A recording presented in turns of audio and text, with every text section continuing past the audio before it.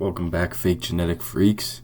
Today we got the first leg day post injury, or first, I guess, weightlifting leg day.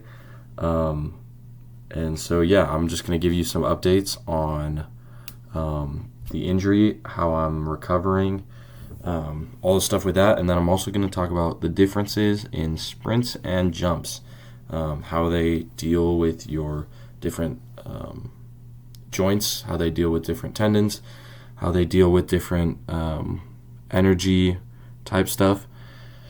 So let's get into how this injury is doing. So it looks pretty good. Like, obviously I don't know what I'm looking at right there.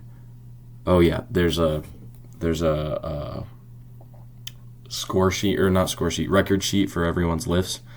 And there's one dude I think who might be in the 1,000-pound club, but I'm not actually sure because he didn't put his deadlift on. But he's got like a 245 bench and a high three squat, I think. So all he would need is a 400 pound deadlift. So he's probably could get it. Anyway, everything is feeling really good. Towards the end of the lift, when I'm doing the deep squats, my IT bands are kind of cooked. I think it's just soreness. It's not actually pain, but they were just not able to handle as much in the deeper ranges of motion, which is kind of weird for an IT band, but I'm not questioning it too much. They felt really good throughout the rest of the workout. Right now, the only thing that's like I'm weary of hesitant to push on is my foot. The arch of my foot, of my left foot, is kind of still messed up. I'm not limping anymore. I'm not walking weird. It's just it's pretty intensely still sore. It's moving away from pain to just soreness. And so within the next few days, I'm going to go do like a speed workout, probably just play spike ball or something like that, run a few sprints or whatever. Nothing too like intense. It won't be like the hour and 45-minute sprint / jump sessions that I've usually been doing. But I'll slowly ease in with hopefully some spike ball, hopefully my ankles get used to moving laterally, just because they haven't been used to doing really anything recently. But it's only been, a week since this lift was recorded 6 days after, I think, 5 days after the actual half marathon.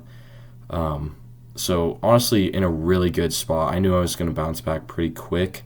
I mentioned in the last video I'm going to be really working into building up to do an elastic phase, which is actually going to take quite a bit of work. But how I'm doing that is, first off, this is just a little warm-up circuit. I think I did 5 deadlifts, 5 hang cleans, and then 5 hang snatches, I want to say. I'm not really sure.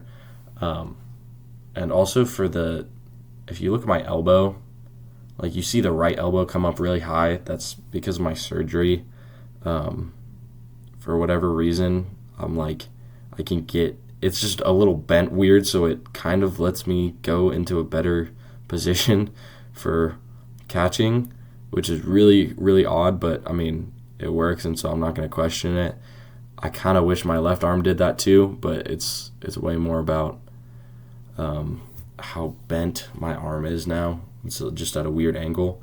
I'm working into this. I'm trying to get ready for this elastic phase by doing a lot more volume on these Olympic lifts, so that I can hopefully introduce jump squats, which I feel like are going to really help me do things like depth drops, depth jumps, stuff like that, hurdle jumps, whatever else I'm doing, where it's like repetitive, where I'm taking a lot of load on the eccentric portion of my plyometrics. But also I really need to get my feet and ankles ready for that, which is the hard part, I think is probably going to take the longest time. But for the time being, I'm getting my posterior chain and anterior chain excluding the calves. Really, really tough, really well conditioned, and all that stuff.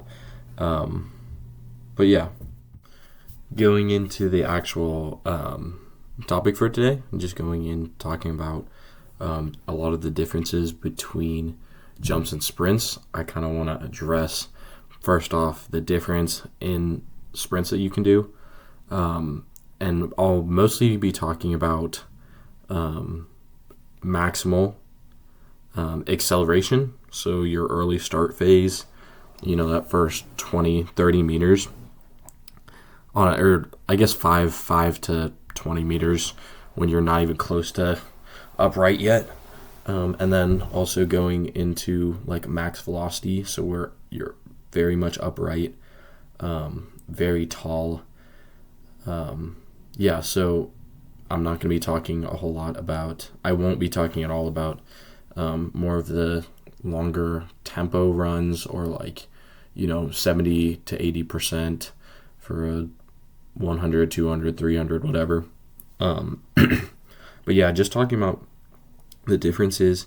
So we'll just take a regular standing jump and compare that to a start, so like a 10-meter sprint or whatever. So one of the biggest things that I found different in my sprints and my jumps is that when I do any form of sprinting, it doesn't matter if it's starts or if it's max velocity, I am putting so much more pressure on my ankles and calves and Achilles tendon, just everything lower leg is just getting fired so much more. I think that's just the nature of how it goes. All of that force, your heel, you're trying to not let your heel touch the ground, and so you have to take so much eccentric force. While in a jump, it's way more of just a concentric force. You can really get away in a jump without doing a whole lot of eccentric contraction, because the only time you are actually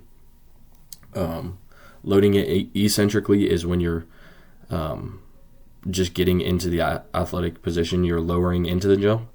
And obviously, if you've ever done it, it's the same as a squat. Obviously, even in this video, you can see my calves are slightly contracted, especially right up in the middle and at the top. But at the same time, it's just not I don't do squats for my calves. So they're very much more of just it feels like they're being treated as more of a stabilizer, like your core in a compound lift. But yeah, in sprints, usually your ankles take a lot more of a beating. And then the same way for jumps, your knees usually take a lot more. So that's why they call it, jumper's knee, as opposed to runner's knee. I think there is something called runner's knee, but that's more of an anaerobic. Yeah, aerobic. Yeah, I think it's aerobic activity. You're just doing more long runs and stuff, or you're like a soccer player or something. And that's when you would get runner's knee or whatever it is. But yeah, going back, talking about the differences between hamstring activation, there's definitely so much more hamstring activation during any form of sprint. You'll have your maximum contraction in the hamstring that pulls your hips back, or your knee back, during a start, I believe. Actually, no, I think it's actually the same in between a start and a max velocity, but during a max velocity, you will be getting the most contraction on your hamstring that pulls your knee or your ankle up to your butt. And so, obviously you need to realize that if you're doing sprints and you're doing upright sprinting, max velocity, you're going to hit both parts of your hamstring, but it's going to be way, way more intense than anything else on your hamstring that pulls your knee up, or your ankle up to your hip.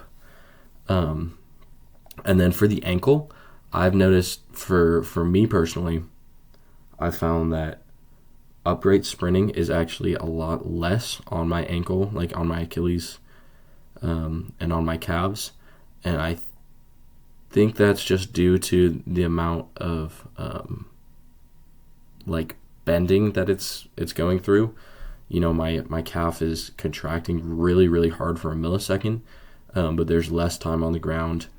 There's definitely more eccentric force, but at the same time, it's trying to stay in the same position. It's not really moving through a range of motion like it is during a start, where it goes from that 90-degree angle to the fully contracted angle. And so I found that during the start phase is actually when I put the most pressure on my ankles. So that's usually when I would get shin splints or whatever. I think it's also good to take into account if you have bad running form, like if you are somebody who lets your ankle collapse during the start.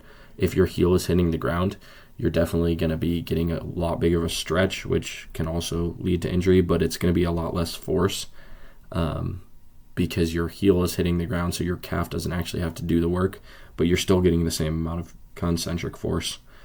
And then going back to the jump, like again, it's just the concentric force that's actually making a difference. So when I get shin splints and it gets really bad, that's the first thing I go to. I'd rather just go do box squats, and maybe that messes up the knees a little bit because of an increased volume on my patellar tendons. But it's really, really good for kind of a deloading, except it just does not prepare you for the eccentric portion because it's just not a part of the lift, or not part of the actual jump. I mean, it is, but it's very minimal. It has a little impact. But overall, I think the reason I wouldn't just do jumps is because of the hamstrings. The hamstrings are just so important for sprinting, so necessary, and they are so affected by sprinting. And you know, it's another muscle, and you need to train it. And so it's really important to keep those in. I also think it's just really good for conditioning. Like, sprinting is just a beautiful way to get your body conditioned, to get your heart good, anything, like lose fat, better composition of your body. But it all just kind of depends on, like, if you hate sprinting, you don't really need to do it that much. But you know, if your knees are hurting, whatever, from so much jumping, it might be a really good idea to do sprinting. It might be a really good idea to do upright sprinting. If your knees can handle it, do the starting. But oh yeah, I don't think I mentioned earlier, but for knees, upright sprinting is the way to go. If your knees are hurting, the starts are going to be pretty similar to like a regular 2-foot jump in terms of stress, and upright sprinting will be a lot less. So because your knee is just not bending that much, and a lot of the force is going, or a lot of your energy is going into your ankles and your glutes and hamstrings. So upright sprinting is the way to go. And also for 1-foot jumpers, I know this is totally different than a regular jump, but 1-foot jumpers will really benefit a lot from the upright sprinting, as opposed to 2-foot, who will benefit mostly from just those starts, you know, that 5, 10, 15, whatever, maybe up to like 30, maybe 40 yards. But yeah, just use that to your advantage to get away from injuries and whatnot. It's a good way to load your body really heavily without irritating those injuries over and over again. So yeah, take that into account. And yeah, I think that's pretty much it. Do both of them, but that's it. See ya.